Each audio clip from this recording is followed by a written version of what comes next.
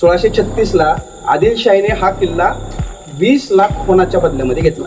ते मुघलांकडे नव्हते, आदिलशाहीकडे नव्हते, निजामशाहीकडे नव्हते. शहाजी महाराजांनी एका नवीन निजामाची जेलमधून सुटका करून स्थापना केली. सरस्वतीवर, गणपतीवर, वेगवेगळ्या हिंदू देवदेवतांवर काव्य केलेली आणि शिवाजी या गावावर कधीही हल्ला करू शकतो या भीतीने अंधार पडल्या पडल्या संपूर्ण गाव झोपलो होतं. आपण आता आलोय नाणे दरवाजामध्ये. खरं तर ह्याला नाना दरवाजा किंवा लहान दरवाजा असं कागदपत्रामधून आपल्याला नाव वाचायला मिळतं. लहान दरवाजा किंवा नाना दरवाजा का तर रायगड किल्ल्याला 2 दरवाजे आहेत समोरच्या बाजूला. एक महादरवाजा जिथून आपण एंट्री घेतो किल्ल्यासाठी आणि हा दुसरा दरवाजा. शिवाजी महाराजांनी ज्यावेळेस रायगड जिंकला तर त्यावेळेस या रायगडावर या दरवाजाच्या तटबंदीचं किंवा इथं आजूबाजूला जे काही काम दिसते आपण येताना पाहिलं अशा प्रकारचं कुठलंही काम नव्हतं. शिवाजी महाराजांनी रायगड जिंकण्याच्या आधी हा रायगड होता जावळीकर मोऱ्यांच्याकडे. हा जावळीकर मोऱ्यांनी रायगड कधी घेतला तर 1636ला, म्हणजे शिवाजी महाराजांचा जन्म झाल्याच्या 6 वर्षानंतर. आणि त्याच्या आधी हा रायगड होता निजामशाहीकडे आणि त्यावेळेस हा रायगड ताब्यामध्ये होता शिर्क्यांच्या. संगमेश्वरचे आपले प्रचितगड तिकडचे जे शिर्के मंडळी आहेत तर त्या शिर्के मंडळीच्या ताब्यामध्ये हा रायगड किल्ला होता.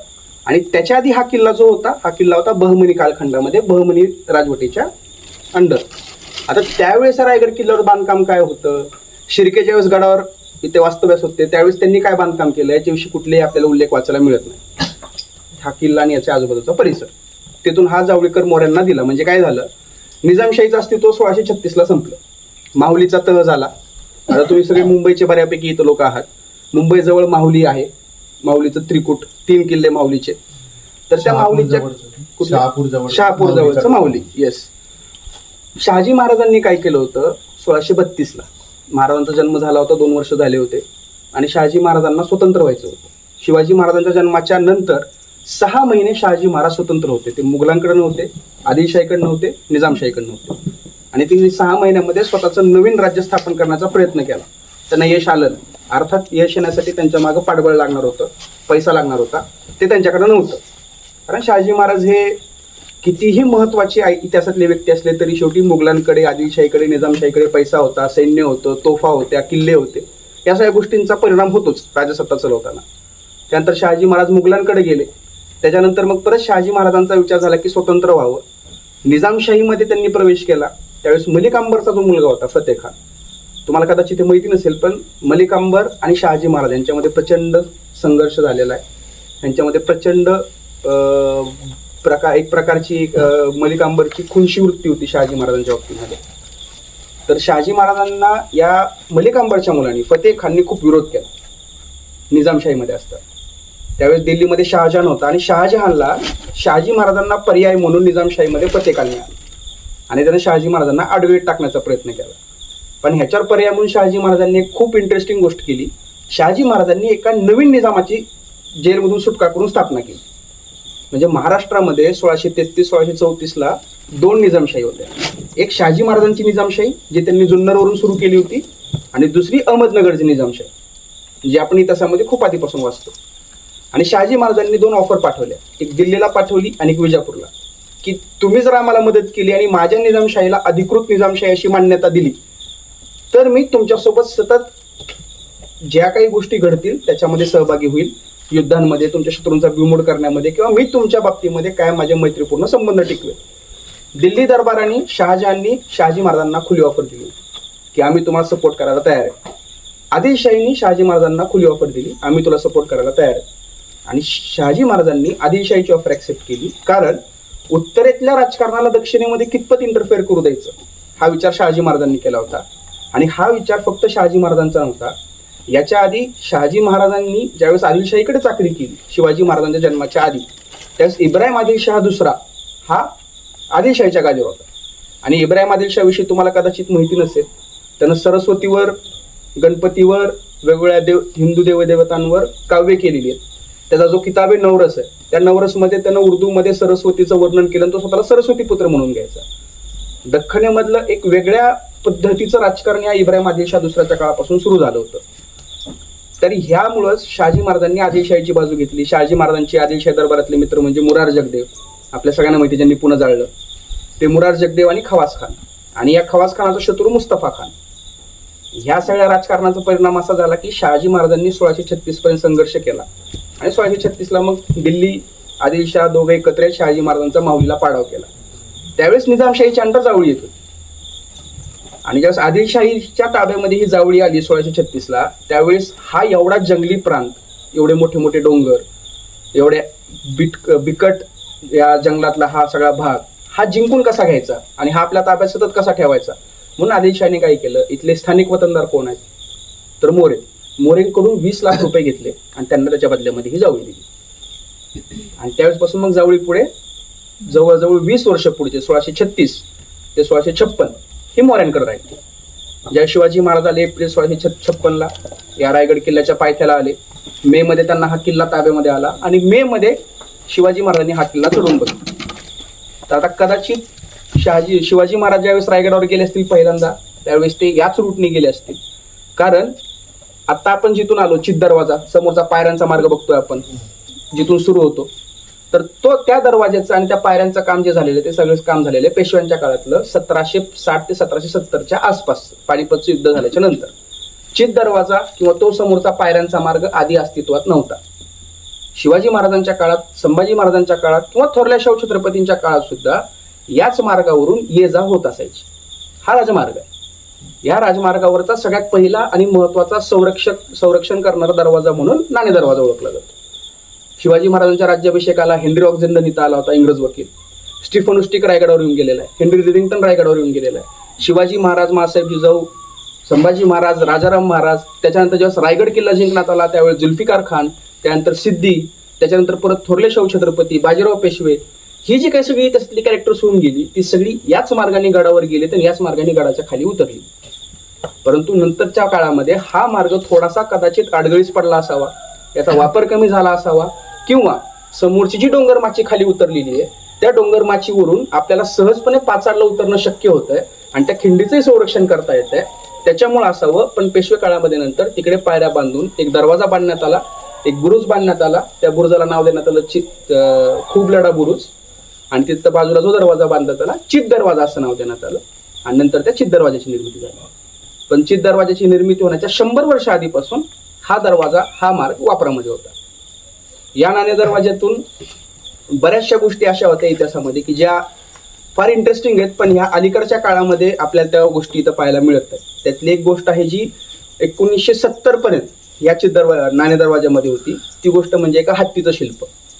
एक हत्तीचं खूप मोठं शिल्प, जवळजवळ 3-3.5 फुटाचं हत्तीचं शिल्प या दरवाज्यावर कोरून ठेवण्यात आलं होतं एका अखंड दगडामध्ये. 1970च्या आसपास या रायगड किल्ल्यावर बऱ्यापैकी गोष्टी बदलण्यात आल्या. 74ला राज्याभिषेक झाला शिवाजी महाराजांचा 300वा. त्यासाठी इथं या गडावर वेगवेगळ्या पद्धतीचं बांधकाम करण्यात आलं, पायऱ्यांची डागडुजी करण्यात आली, रस्त्याची निर्मिती करण्याचा प्रयत्न झाला. तर त्यावेळेस कदाचित त्या गजशिल्पाला कुठल्या तरी पद्धतीने नुकसान केलं असावं असं इतिहास अभ्यासक परके घाणेकर सरांनी त्यांच्या पुस्तकामध्ये नोंदवून ठेवलंय. कारण गोनी दांडेकरांनी ज्यावेळेस रायगड पाहिला त्यावेळेस त्यांना ते गजशिल्प दिसलं होतं. त्याच्या आधी ज्यांनी कुणी रायगड पाहिला होता त्यांनी त्या गजशिल्पाविषयी फक्त 2-3 ओळीमध्ये लिहून ठेवलेलं आहे, परंतु कुणीही त्याचा फोटो, त्याचं स्केच कधी काढलं नाही, ते अजून मिळालेलं नाही. पण ते गजशिल्प इथं होतं. या नाणे दरवाज्यामध्ये आपल्याला 2 कमानी दिसतात, ही एक समोरची आणि मागची, आणि वरून पूर्ण छप्पर होतं आणि बाजूला पहारेकरांच्या देवड्या होत्या. या नाणे दरवाजाला आधी बऱ्याच लोकांचा असा गैरसमज होता की हा नाणे दरवाजा नाना फडणीस, जे उत्तर पेशवाईच्या काळामधले 3.5 शाण्यांपैकी अर्धे शाणे होते, त्या नाना फडणवीसच्या काळामध्ये या दरवाजाची निर्मिती झाली आणि त्याच्यामुळे ते हा दरवाजा नाना दरवाजा असं म्हणतात, अशा पद्धतीचा आधी गैरसमज लोकांच्या मनामध्ये होता. परंतु हा दरवाजा शिवाजी महाराजांच्या काळामध्ये निर्माण करण्यात आलाय.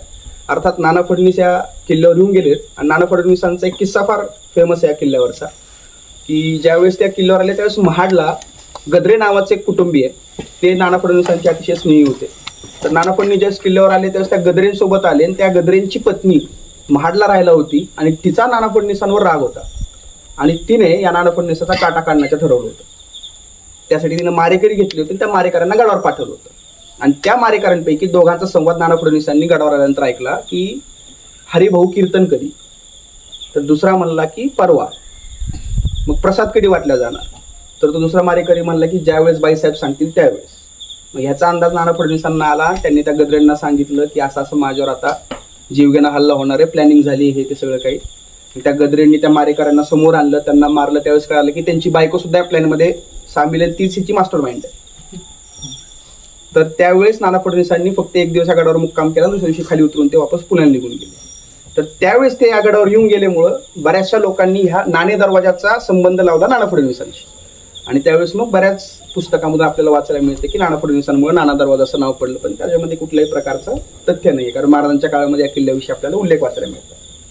या गडावर नाणे दरवाजा, महादरवाजाची तटबंदी, बालेकिल्ला जिथे शिवाजी महाराजांचे राजसदर वगैरे, राजवाडा, सो कॉल्ड राणीवसा, ह्या सगळ्या गोष्टी आहेत ते, बाजारपेठ, जगदीश्वर मंदिर, हे जे काही बांधकाम आहे हे सगळं बांधकाम हे छत्रपती शिवाजी महाराजांच्याच काळात झालेलं आहे. त्यानंतर जरी याच्यामध्ये डागडुजी झाली असली, याच्यामध्ये जरी थोड्याफार प्रमाणामध्ये रिस्टोरेशनचं काम झालं असलं, तरी सुद्धा या सगळ्या बांधकामाची जी शैली आहे ती प्रॉपर शिवाजी महाराजांच्या काळातील शैली. त्यामुळे शिवाजी महाराजांच्या काळामध्ये लष्करी मिलिटरी आर्किटेक्चर कसं होतं, लष्करी स्थापत्य कसं होतं, हे जर आपल्याला पाहायचं असेल, अभ्यासायचं असेल, आणि त्याच्यामध्ये कुठल्या कुठल्या व्हरायटीज आपल्याला जर लक्षात घ्यायच्या असतील, तर त्यासाठी रायगड बेस्ट एक्झाम्पल आहे. कारण रायगडावर 1770 नंतर किती डेव्हलपमेंट झाल्यात ह्याचे कागदोपत्री उल्लेख आहेत. अलीकडेच आमचे मित्र राजमेमानेंनी त्याच्यावर एक पुस्तक लिहिलेलं आहे. तर त्याच्यामधून त्या डेव्हलपमेंट जर बघितल्या तर कुठेही नवीन वास्तू बांधलेली नाही आहे, त्या वास्तूंची फक्त डागडुजी केली.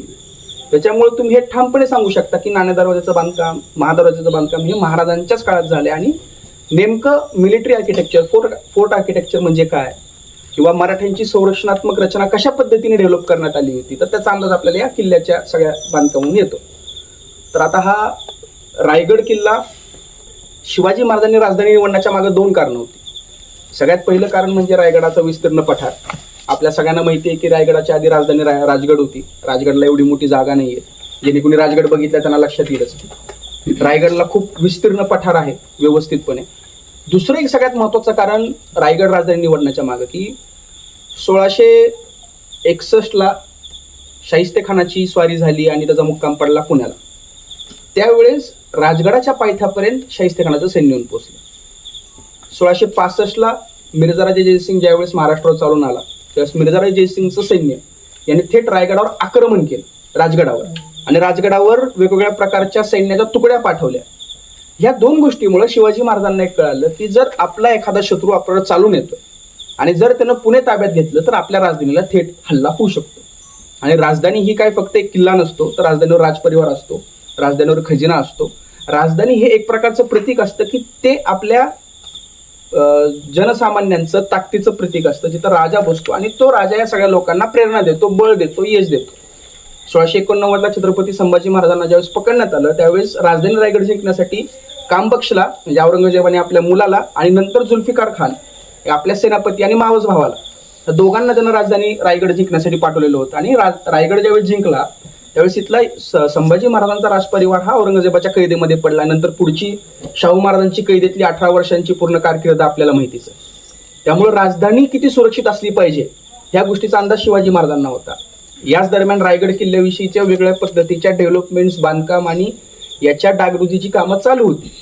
त्यावेळी शिवाजी महाराजांनी असा निर्णय घेतला की आपली राजधानी रायगडला हलवायची. का हलवायची, तर काळ आणि गांधारी अशा 2 नद्या इथून या बाजूनी बरोबर आपल्या समोर काळ नदी वाहते या खोऱ्यातून, आणि पलीकडच्या बाजूला कोटल्यास डोंगराच्याकडून गांधारी नदी वाहते. रायगडला तुम्हाला कुठूनही यायचं असेल तर तुम्हाला एक डोंगर क्रॉस करून यावा लागतो आणि त्या डोंगरावर किल्ला बांधला. रायगडाच्या भोवती जी डोंगररांग आपल्याला दिसते, आता आपण आज वर गेलो की तुम्हाला ती व्यवस्थित सगळी डोंगररांग दाखवता येईल, तर सगळ्या डोंगरांवर एक एक एक एक एक एक किल्ला, असे जवळजवळ 8 ते 9 किल्ल्यांचं पूर्णपणे या रायगडला प्रोटेक्शन आहे. तिसरी गोष्ट, हा रायगड सह्याद्रीच्या मुख्य रांगेपासून तुटलेला आहे. हा रायगडाचा डोंगर कुठल्याही सह्याद्रीच्या मुख्य रांगेला अटॅच नाही. म्हणजे हा प्रॉपर असा एक दगड सुटा करून आपण बाजूला जसा ठेवतो तसा तो दगड बाजूला ठेवल्यासारखा, हा दगड रायगड किल्ला बाजूला ठेवल्यासारखा. चौथी गोष्ट, या रायगड किल्ल्यावर आता हा किल्ला किती मोठा आहे तुम्हाला सगळ्यांना अंदाजच आहे. आपण ज्यावेळेस वर जाऊ आपण पठार बघू तर त्याच्यावर तुम्हाला कळून येईल, खालून जरी बघितलं तरी कळतं हा डोंगर केवढा मोठा. पण या अख्ख्या डोंगराच्या केवळ 30% भागावर तटबंदी, बाकीच्या भागावर शिवाजी महाराजांना कधीही तटबंदी निर्माण करण्याची गरज पडली नाही. त्याच्यामागे कारण हे की रायगडला नैसर्गिकदृष्ट्या खूप संरक्षण मिळालेलं. रायगडाचे कडे तासीवत आणि रायगडाच्या बाजूनी एवढ्या मोठ्या प्रमाणामध्ये निसरडी वाट आहे की त्याच्यावरून आपण उतरू किंवा चढू शकत नाही. ह्या सगळ्या गोष्टींमुळे रायगडला नैसर्गिकदृष्ट्याच खूप मोठ्या प्रमाणात मजबूती मिळालेली होती. त्याचा फायदा शिवाजी महाराजांना ह्या सगळ्या राजधानीच्या निर्मितीमध्ये झाला. आणि सगळ्यात महत्त्वाची गोष्ट अशी आहे की राजधानीला रायगडच का निवडला, इतर किल्ले का नाही निवडले. आता सुधागड सारखा किल्ला आहे, बरेच जण असं म्हणतात की सुधागड आधी राजधानी होणार होता, शिवाजी महाराजांनी नंतर रायगड, त्यांना लक्षात आलं की रायगडला राजधानी करायला पाहिजे. पण याला कुठला तथ्य नाहीये. हे खरं तर एक आपण याच्याकडे दंतकथा म्हणून बघू शकतो की सुधागडला आधी राजधानी होणार होती म्हणून. पण मग सुधागड सारखा एवढा मोठा किल्ला आहे किंवा इतर महाराष्ट्रामध्ये एवढे मोठे मोठे किल्ले आहेत की जिथं तुम्ही राजधानी स्थापन करू शकता, पण रायगडच का निवडला. तर रायगडाचं एक सगळ्यात मोठं वैशिष्ट्य, आता जंगल आहे, डोंगर आहे, सुटा आहे, आजूबाजूनी सगळं किल्ल्यांची रांगे वगैरे सगळं ठीक आहे. पण सगळ्यात महत्त्वाचं आपण ज्या एस्पेक्टनी शिवाजी महाराजांकडे बघत नाही, ज्या अँगलनी, तो अँगल म्हणजे रायगड किल्ला हा कोकण आणि घाट ह्या दोघांना जोडणाऱ्या घाट मार्गावर वसलेला. इथून जंजिरेकर सिद्धी हा शिवाजी महाराजांचा सगळ्यात मोठा शत्रू जो आहे, जंजिऱ्याचा सिद्धी, त्याचं ठाण जवळ आहे. इथून समुद्र किनारा जवळ आहे. समुद्र जे काही त्यांचं आरमाराच्या निर्मितीचे प्रयत्न केले होते शिवाजी महाराजांनी, तर त्यासाठी त्यांना जो समुद्राचा ऍक्सेस हवा होता तो जवळ होता. खांदेरी उंदिरीची बेटं जवळ आहेत. इथून समुद्रामार्गे सुरतला जाणं जवळ आहे. आणि या ठिकाणावरून जो काही व्यापार सह्याद्रीमध्ये होत होता त्या व्यापारावर नियंत्रण शिवाजी महाराजांचं थेट राहणार होतं. मजेची गोष्ट अशी आहे की ह्याला पुरावा देणारे काही उल्लेख आपल्याला इंग्रजांच्याच कागदपत्रात सापडतात. हेनरी ऑक्झेंडन ज्यावेळेस रायगडावर आला होता राज्याभिषेकाच्या वेळेस, तर तो येताना पहिल्यांदा चौल बंदराला उतरला. चौल रेवदंडा अलिबागच्या जवळ सगळ्यांना माहिती, अलिबागेतून जवळच 2-3 तासावर अलिबाग आहे. तर तो चौलला उतरला, तिथून तो माणगावला आला, तिथून तो निजामपूरला आला, तिथून गांगवलीला आला आणि तिथून तो नाणे दरवाजा, पाचाट आणि नाणे दरवाजा आणि असं या मार्गे तो वर गेला. तर त्यावेळेस तो चौलला गेला, त्यावेळेस त्यानं सांगितलं की आम्हाला पोहोचायला रात्रीचे काहीतरी 7:30-8 झाले होते. आणि शिवाजी या गावावर कधीही हल्ला करू शकतो या भीतीने अंधार पडल्या पडल्या संपूर्ण गाव झोपलं होतं. आपापल्या घराला लॉक करून सगळ्यांनी आपापल्याला घरामध्ये कोंडून सगळी लोक आतमध्ये चिडचूप शांतपणे झोपली होती. मला रस्त्यावर एक काळं कुत्रही दिसलं नाही. ही शिवाजी महाराजांची दहशत कोकणामध्ये का निर्माण झाली? कारण उत्तर कोकणाचा जो भाग आहे तो सिद्धीकडे होता, त्यात इंग्रजांकडे होता. दक्षिण कोकणाचा जो भाग आहे त्याच्यात बऱ्यापैकी भागावर ही सावंतांची, खेम सावंत, कुडाळकर सावंत आणि त्याच्याचबरोबर पोर्तुगीजांची सत्ता होती. या कोकणावर जर नियंत्रण ठेवायचं असेल तर शिवाजी महाराजांकडे रायगड सगळ्यात बेस्ट ऑप्शन होता. घाटावर जायचंय तर रायगडावर 1 ते 1.5 तासामध्ये आपण घाटावर जाऊ शकतो, जिथं राजगड आहे, तोरणा आहे, रोहिडा आहे. ही जी मावळातली खोरी आहे ही सगळी इथून 1-1.5 तासाच्या अंतरावर आहे. चलत जायचं म्हणलं तर 1 दिवस खूप झाला. तर हे जवळ आहे. घाटमाथा आणि देश म्हणजे पुणे, सातारा, कोल्हापूर हा प्रांत हा सुद्धा रायगडून ऍक्सेसिबल आहे. म्हणजे आज गाडीने जायचं म्हणलं तर फक्त तुम्हाला प्रतापगड महाबळेश्वरचा घाट ओलांडायचा आहे, तुम्ही साताराला पोहोचताय. पुण्याला जायचं म्हणलं तामिनी घाट ओलांडायचा आहे, पुण्याला पोहोचताय. मुंबईला जायचं म्हणलं तुम्हाला इथून 3 ते 3.5 तास 4 तास लागतात फार फार तर मुंबईला जायला. ही सगळी ऍक्सेसिबिलिटी जवळ आहे. आणि या सगळ्या व्यापारावर आपलं सहजपणे नियंत्रण असू शकतं, जेणेकरून आपल्याला येणाऱ्या पैशाचा ओघ वाढवता येऊ शकतो. आणि त्या पैशाच्या माध्यमातून इथं आपल्याला किल्ल्यांच्या डागडुजीसाठी, तटबंदींच्या निर्मितीसाठी, शस्त्र खरेदी करण्यासाठी, आपल्या सैनिकांना पेन्शन, पगार या सगळ्या गोष्टींची सोय करण्यासाठी, घोडे खरेदी करण्यासाठी या सगळ्या गोष्टींची मदत होऊ शकते. हा दृष्टिकोन ठेवून शिवाजी महाराजांनी रायगड निवडला. रायगड निवडण्यामागं फक्त आणि फक्त हे काही नैसर्गिक स्थान आणि मिलिटरिकल पर्स्पेक्टिव्ह एवढाच कारणीभूत नाहीये, तर त्याच्यामागे ह्या व्यापारावर नियंत्रण ठेवणं ही सुद्धा फार महत्त्वाची गोष्ट होती. आणि त्याच्यामुळे महाराजांनी हा रायगड किल्ला निवडला. ज्यावेळेस रायगडावर आले मग रायगड किल्ला पाहिला, मग ते फेमस वाक्य आहे शिवाजी महाराजांचे की राजा खास जाऊन पाहता गड बहुत चखोट, कडे तासी आल्यापणे प्रमाणे 1.5 गाव उंच, आणि देवगिरी दुर्ग पृथ्वीवर बहुत चकोट गड खरा पण उंचीने थोटका म्हणजे लहान, आणि रायगड त्याच्यापेक्षा उंच. आणि ह्या सगळ्या गोष्टींचा विचार शिवाजी महाराजांनी केला. आणि या गोष्टीवरून एक आपल्याला अंदाज येतो की महाराजांनी देवगिरी किल्ला कधी बघितला माहित नाही, पण देवगिरी किल्ल्याविषयी महाराजांना माहिती होती. देवगिरी किल्ल्याला एकच दरवाजा आहे म्हणून महाराजांनी 2 दरवाजे बांधले. महाराजांना कल्पना नव्हती की त्या दुसऱ्या दरवाजाचा कधी वापर होईल का नाही. महाराजांनी दक्षिणेमध्ये राज्य वाढवलं. महाराष्ट्राच्या बाहेर जाऊन राज्य वाढवणारा पहिला मराठा राज्यकर्ता, बृहन महाराष्ट्राचा निर्माता म्हणजे शिवाजी महाराज. आणि महाराष्ट्राच्या बाहेर जाऊन त्यांनी राज्य वाढवलं, जिंजी किल्ला जिंकला. त्यांना हेही माहीत नव्हतं की जिंजीचा वापर होईल का नाही. पण नंतर त्यांच्याच मुलांनी, राजाराम महाराजांनी दुसरा दरवाजा म्हणून वाघ दरवाजाचा वापर केला. वाघ दरवाजातून निसटून गेले, जिंजीला गेले. जिंजीला मराठ्यांनी 3री राजधानी केलं. तिथून जवळजवळ 7 ते 8 वर्ष राजाराम महाराजांनी संताजी घोरपडे, धनाजी जाधवराव, रामचंद्रपंत अहमद या सगळ्यांनी युद्ध केलं. महाराष्ट्राचं जे काही स्वराज्य आहे ते वाचवण्याचा प्रयत्न केला. ह्या सगळ्या गोष्टीला फक्त शिवाजी महाराजांचा हा दूरदृष्टिकोन कारणीभूत ठरला. म्हणजे शिवाजी महाराजांना का मानायचं, काय गरज आहे अशी मानायची की त्यासाठी एवढे राजे होऊन गेले. राष्ट्रकूट झाले, चोळ झाले, चालुक्य झाले, पांड्या झाले, किंवा उत्तरेमध्ये गुप्त झाले, सातवाहन आपल्या त्याच्या आधी महाराष्ट्रामध्ये राज्य करून गेले, एवढे सगळे राज्यकर्ते भारतामध्ये होऊन गेले. अशोकाच्या काळापासूनची ही राज्यकर्त्यांची नाव आपल्याला माहिती आहेत. 2500 वर्षांची वैभवशाली परंपरा आहे भारताच्या इतिहासाला, राजकीय इतिहासाला. या सगळ्या शिवाजी महाराजांचाच आपण उदो का करतो किंवा महाराजांकडेच का बघतो? अर्थात ते महाराष्ट्रातले, त्याच्यामुळे अभिमान असणं साहजिक आहे. परंतु एखादी गोष्ट आपल्यावर कधीतरी चालून येऊ शकते, एखादं संकट आपल्यावर चालून येऊ शकतं, त्यावेळेस त्या संकटावर मात करण्यासाठी आपण आधीच तयार राहायला पाहिजे. हा दूरदृष्टिकोन ठेवून ज्यावेळेस आपण भविष्याची काळजी कर आज या वर्तमानामध्ये तयारी करतो आणि त्याचा वापर आपल्या येणाऱ्या पिढ्यांना होतो. जर एक वाघ दरवाजा निर्माण झाला नसता, जर त्या वाघ दरवाजातून राजाराम महाराज दक्षिणेत जाऊ शकले नसते, जर एक जिंजी किल्ला जिंकता आला नसता, जर त्या जिंजी किल्ल्यावर राजाराम महाराजांनी राहून जर राज्य राखलं नसतं, कदाचित या महाराष्ट्राचा मागच्या 14 पिढ्यांचा इतिहास वेगळा असतो. शिवाजी महाराजांचा हा एक दृष्टिकोन महाराष्ट्राच्या 14 पिढ्या करण्यासाठी कारणीभूत ठरला आणि ही फार मोठी गोष्ट आहे. म्हणजे डॉक्टर बाळकृष्णांचं एक वाक्य आहे की राष्ट्रनिर्माता म्हणून मान्यता मिळवणं ही काय साधी गोष्ट नाही. आणि शिवाजी महाराजांनी नेमकं हेच करून दाखवलं. शिवाजी महाराजांनी स्वतःचं राष्ट्र निर्माण केलं. एक राष्ट्र निर्माण करणं आणि त्या राष्ट्राला मान्यता मिळवून त्या राष्ट्रातील लोकांकडून आपण या राष्ट्राची निर्माते अशा पद्धतीने गोष्टी वधवून घेणं आणि त्याही नंतर त्या राष्ट्राचं स्वतंत्र अस्तित्व राखण्यासाठी प्रयत्न करणं, ही गोष्ट फार मोठी. आपलं पूर्ण आयुष्य जातं आजच्या या काळामध्ये आपली आत्ताची पिढी सेटल करण्यात किंवा आपल्या मुलांची पिढी सेटल करण्यामध्ये. पण भोसले घराण्याच्या 4 पिढ्यांचं योगदान महाराष्ट्राच्या पुढच्या 13-14 पिढ्यांच्या कामाला आलं. त्या एका गोष्टीमुळे आपण शिवाजी महाराजांकडे या प्रेमाने, आत्मीयतेने, आदराने बघतो. आणि हे सगळं जे काही घडलंय तर ह्याच्यामध्ये रायगड फार कारणीभूत आहे, कारण रायगड ही मराठ्यांची राजधानी आहे. शिवाजी महाराज जगले 50 वर्ष.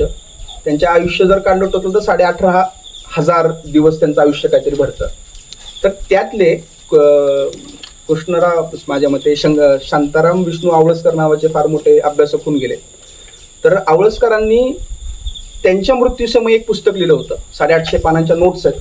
ते पुस्तक त्यांना कधी कंप्लीट करता आलं नाही. त्या पुस्तकामध्ये त्यांनी शिवाजी महाराजांचा डे टू डे लाईफचा इतिहास लिहिलाय की 1 जानेवारी 1632ला काय घडलं, 2 जानेवारी 1632ला काय घडलं, 3 जानेवारी 1632ला काय घडलं, असं एकूण 1 दिवसाचा इतिहास त्यांनी त्याच्यामध्ये लिहिलाय. त्यांनी कॅलेंडर दिलं शिवाजी महाराजांच्या इतिहासाचं. आणि त्यानुसार जर काढलं तर शिवाजी महाराजांनी आपल्या 18,500 दिवसांच्या आयुष्यापैकी 2060 ते 2070 दिवस या रायगड किल्ल्यावर काढलेले. म्हणजे त्यांच्या आयुष्याच्या जवळजवळ एक 10 ते 15% जे काही कालखंड आहे तो त्यांनी या रायगड किल्ल्यावर काढलेला आहे. पण महाराजांनी ज्यावेळेस या किल्ल्याला राजधानी केली, राज्याभिषेक झाला, त्याच्याबरोबर 6 वर्षानंतर महाराजांचं याच किल्ल्यावर निधन पण झालंय. त्यामुळे हा रायगड किल्ला वैशिष्ट्यपूर्ण आहे की इथं मराठ्यांचं तख्त निर्माण झालं आणि नंतर ज्यांनी महाराष्ट्राच्या या मराठ्यांच्या राज्याची निर्मिती केली त्यांची समाधी पण या गडावर. त्याच्यामुळे पण रायगड किल्ल्याचं एक वेगळं महत्त्व.